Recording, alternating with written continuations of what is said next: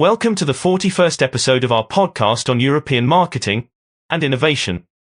I'm George, standing in for Paul, who is currently out on assignment. This is Season 4, Episode 6. And you know, Carrie, this edition is especially unique. Indeed, our first live session from the BV Innovation Lab. I've been excited about it ever since we taped it in mid-June. Perhaps we should explain how it came about for our regular listeners. That's a good idea. You know, a so-called live session is nothing new. Many podcasts are recordings of spontaneous conversations, much like deferred interviews on talk radio. Or, in many cases, it truly is live, thanks to live streaming or dedicated platforms. Twitch is one of the most popular ones. Oh, Twitch. What a name. My nephew was trying to explain it to me just the other day.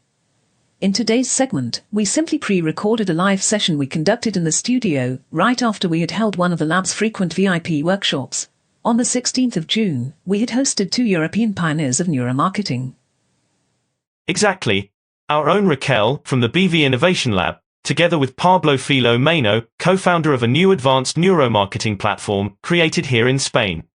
So, a bit of theory and intro to the subject, combined with a practical solution as a takeaway. Sounds good.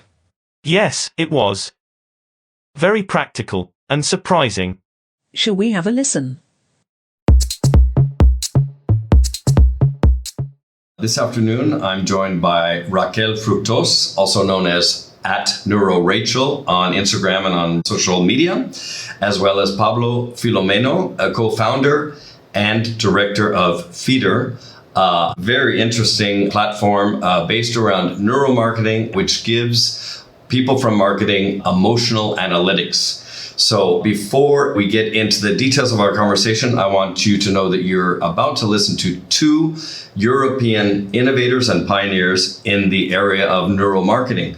Neuromarketing is a part of the marketing mix, which is very difficult for many companies and marketing managers, sales managers and CEOs to understand. And the reason we're here talking to them today is to kind of bring it down to earth, make it easier for you to understand. And without further ado, after this short break, we'll get right into it.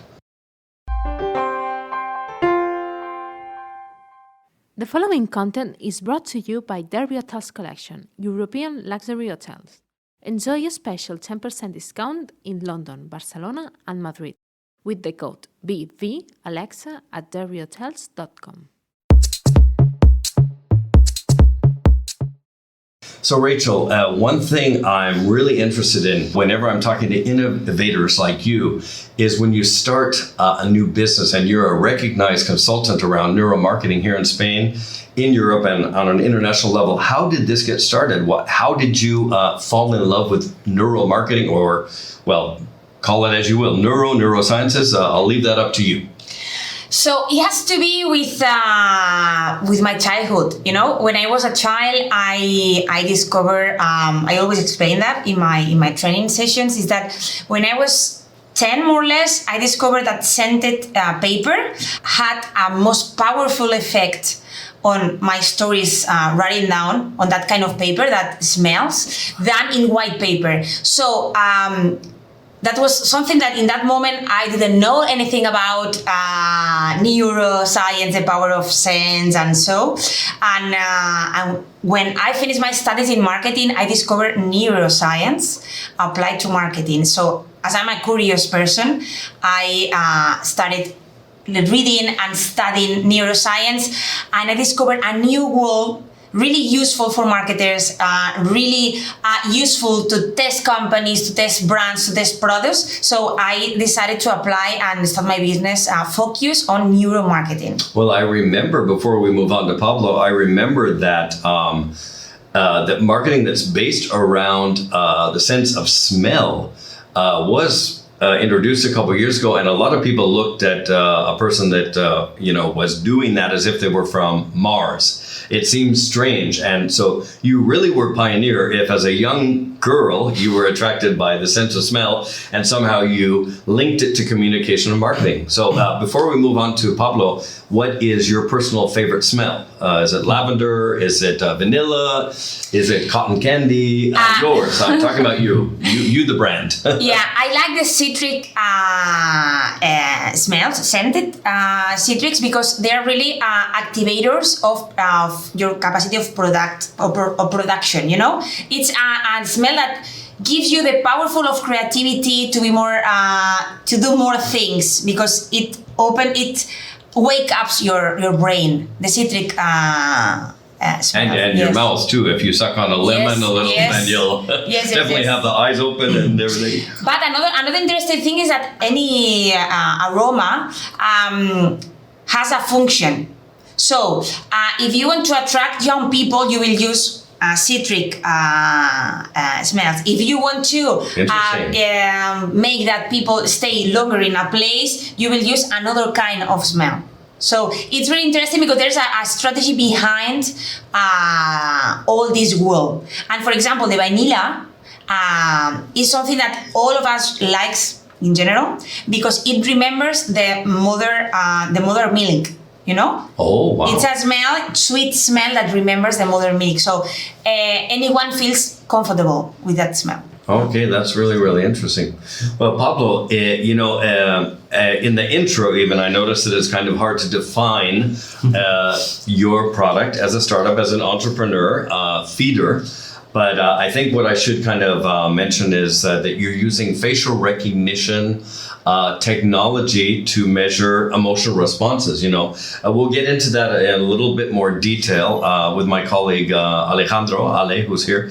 But what is the origin story of Feeder? How did your company come to being? Because I know it's making waves here in Spain and elsewhere in Europe. Yes, actually, it all started within a personal experience. I was with Mauro, who is my co-founder and CTO, one of my best friends since we were kids at school, and we were at a bar taking beers, as many of us should be doing right now with their friends.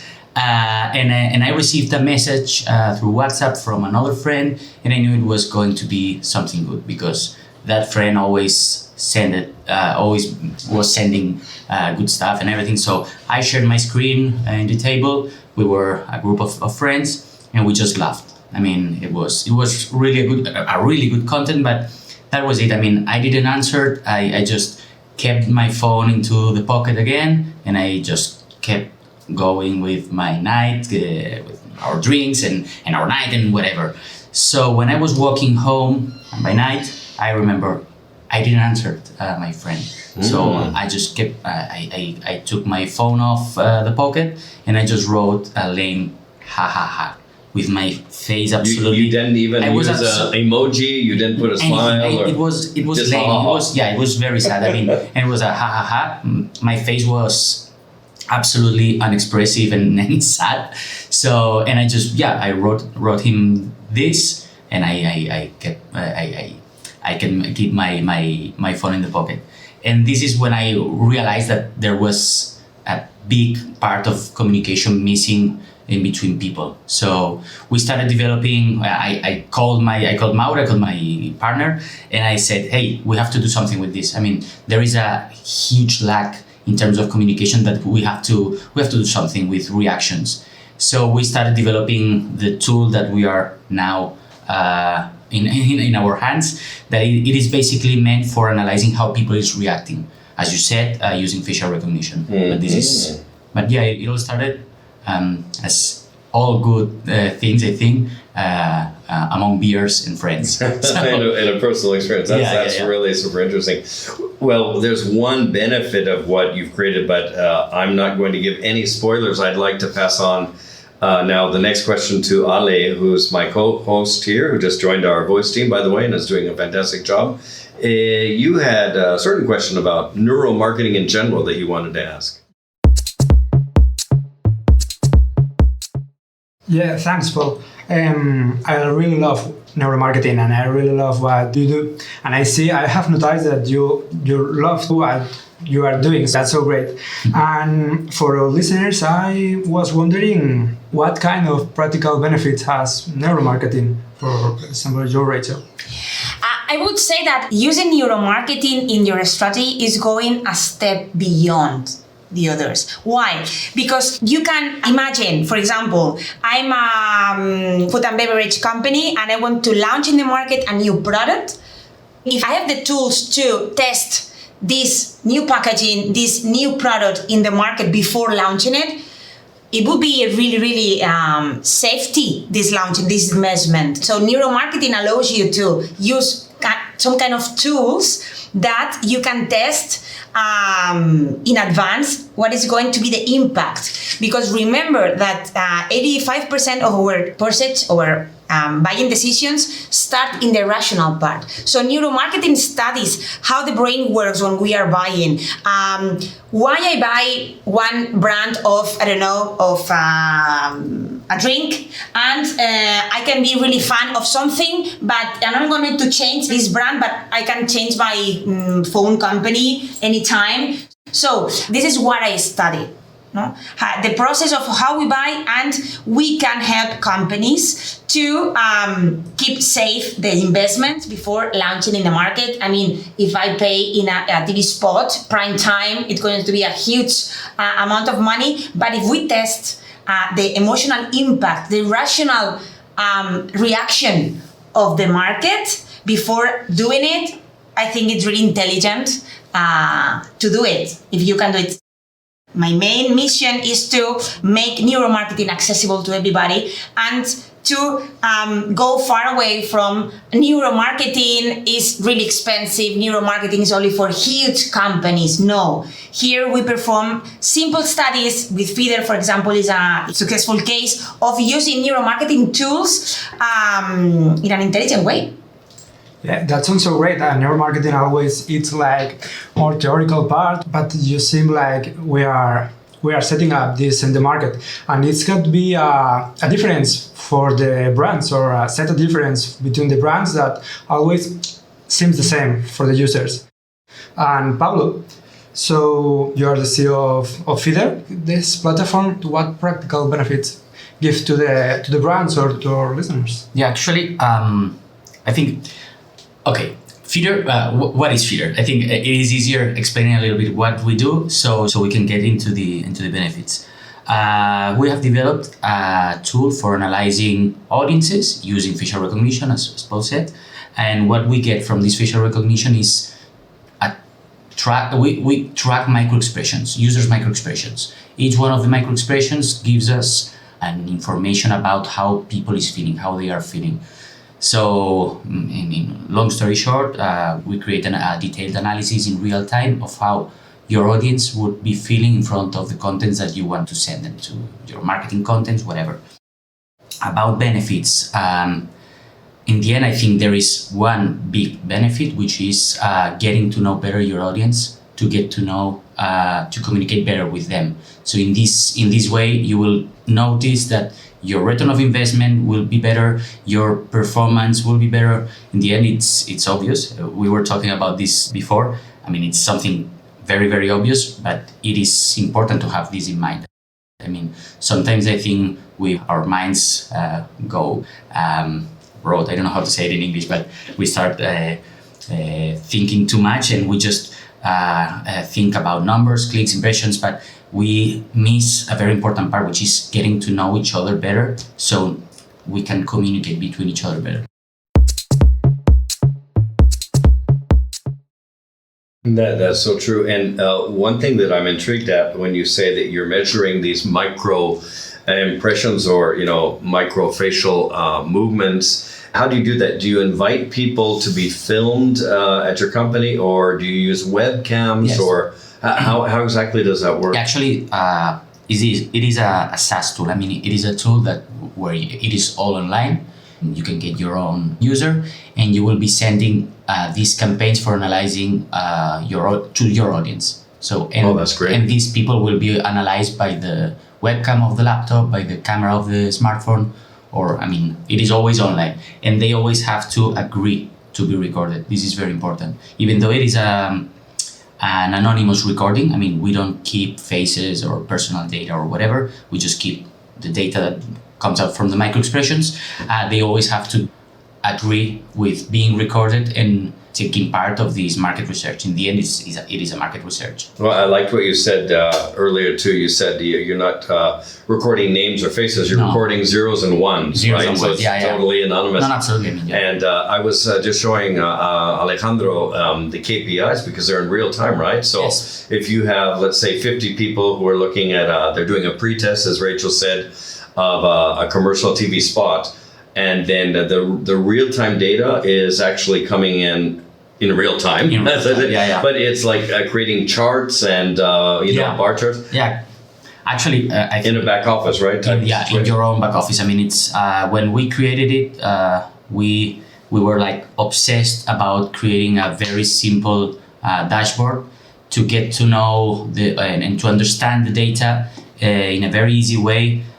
You don't have to be a psychologist to understand this data. You don't have to be a neuromarketing expert or anything. I mean, we have created qualitative KPIs thanks to these emotions. And what we're tracking is actually the level of attention, validation, rejection, and these kind of qualitative KPIs to get to understand, as I was saying, how people is feeling, but not as a psychologist, but as a marketeer. So in this way, you can understand when people is losing their attention within your content and start measuring the acceptance rate. This is so fantastic. I mean, listening to Rachel falls in love with neuromarketing. It's clear that part of it is understanding how the brain works, both emotionally, like in a more primitive level, and then logically. And then you have a tool that is easy to use. You don't need a master's. You don't need a PhD. A webcam is measuring an emotional response to creativity, to a possible campaign before spending on it, giving you the data, where to tweak it, where to fix it. Yes. And so you're protecting your investment. It's so fantastic. So you know what frustrates me about this topic, because we really believe in the Barcelona Virtual and the BV Innovation Lab. We believe in neuromarketing. Rachel is our senior specialist on neuromarketing. And yet our experience, right, Alejandro, has been that it's kind of hard to get companies to understand that it's not NASA. It is important scientifically, but it's not complicated, and it's hard for them to adopt it into their marketing mix. And we're working on that. I think we're going to be successful. There's so many benefits, but maybe very briefly in one or two sentences, why does it seem difficult for companies to understand neuromarketing? If our listeners are listening to these benefits, and then I do want to remind them they should go to the blog post, the program notes on our blog at blog.bvirtual.com related to episode 41, and you'll see links, you'll see a video on Feeder, you'll see how it works. Why? So with all of these resources and these great people talking about this, why is it difficult for them to kind of begin with neuromarketing? Yes, the simple answer is to do not have knowledge about something. If I say to you something about neuro suggests me complicated brain, scientists, hospitals, whatever. So it has nothing to do with that, because we are based on the theory that neuroscience says about how we make things, how we make the decisions. But what we do is to apply this directly into the market in a simple way, in not an expensive way. So with the online tools that we have as Feeder, we can perform studies in a simple way with real-time data, and this is a really valuable results. So nowadays we're still trusting on the traditional market research data that is going to a consultancy company and perform focus group, interviews, and whatever. But it is always related to conscious answers and people lies. Well, yeah, and it's very targeted, as Pablo said also. And we were talking about that here in the agency the other day, that a great many of advertisers, they really don't know their customers. And they certainly don't know their best customers, the 20% that causes 80% of the billing of their business. So Yeah, definitely. It's definitely a good tool to really get a very granular set of information, very personal about your best clients. Yeah. What do you think maybe stops them? Are marketing people afraid? I don't think they're afraid of computers or digital marketing. They do it every day. They know what KPIs are. They use. What Rachel said is true.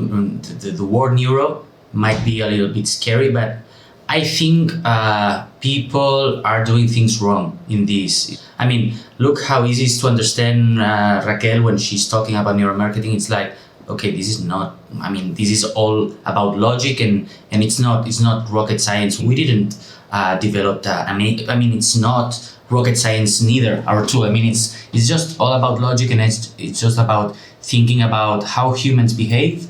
And I think this is the most important thing. Things are much easier than we think, and this was what we wanted. I mean, trying to get neuromarketing close to each one of us, each one of every single marketeer or every single content creator. I don't want to focus on marketeers. I mean, every single content creator can analyze how his or her content is performing.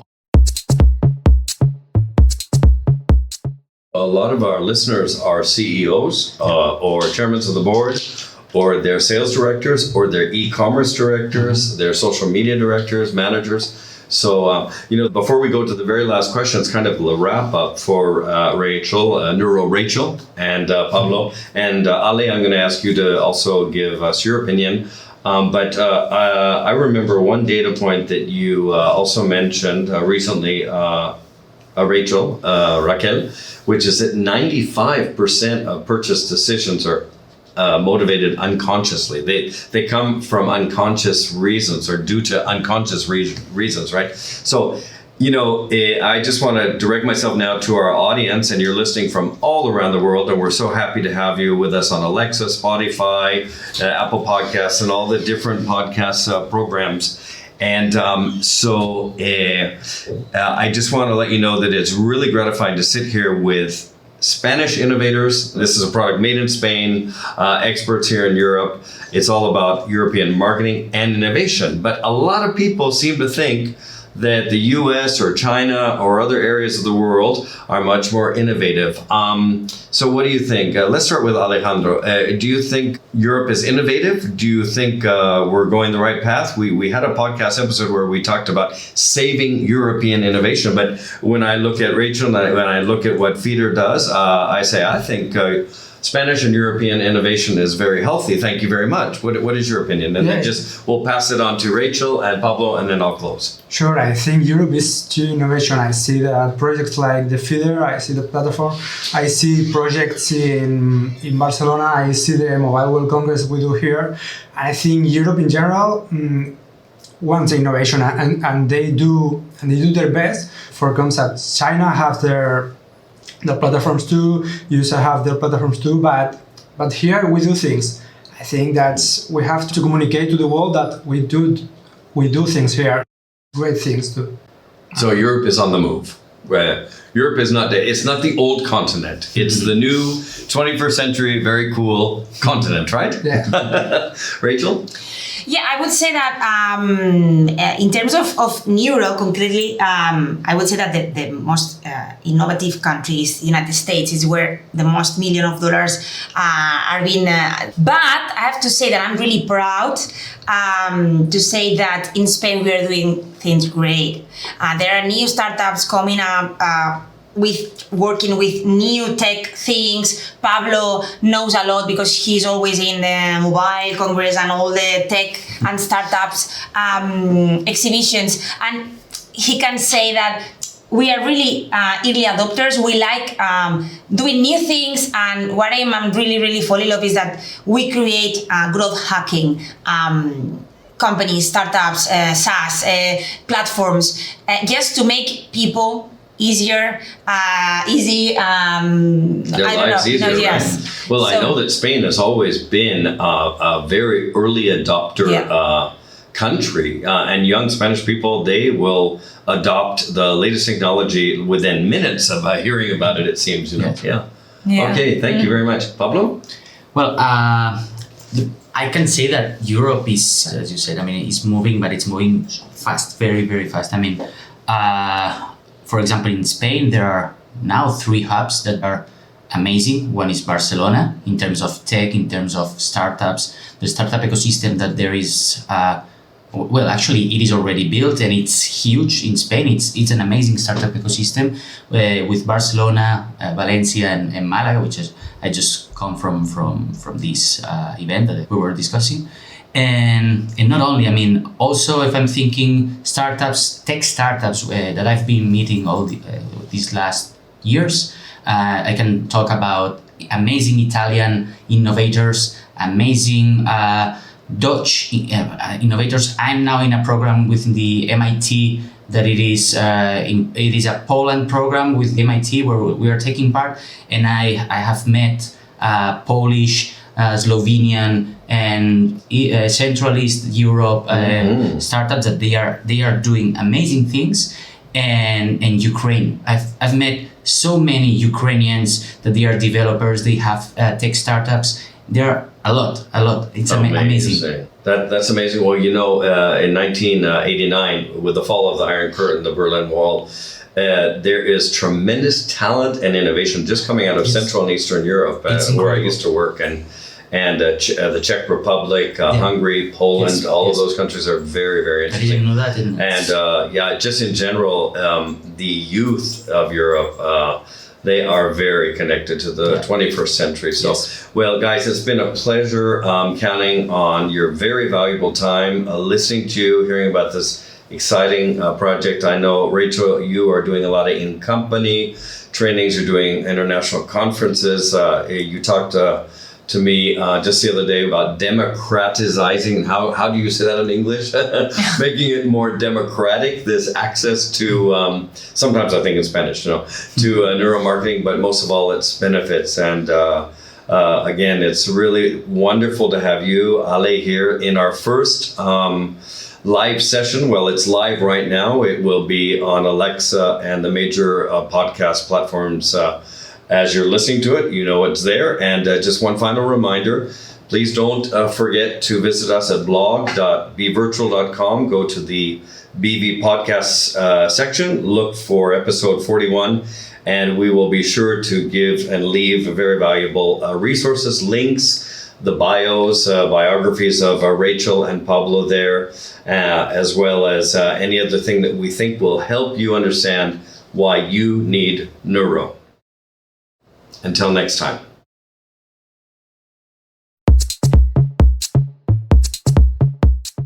Remember to check out our other flash briefings in the podcast section of our blog. Many of the episodes include very interesting chats with European innovators and entrepreneurs. Till then, goodbye from Spain. This flash briefing is brought to you by Barcelona Virtual, a European internet pioneer. To visit us, type the letter B together with virtual.com. That's bvirtual.com.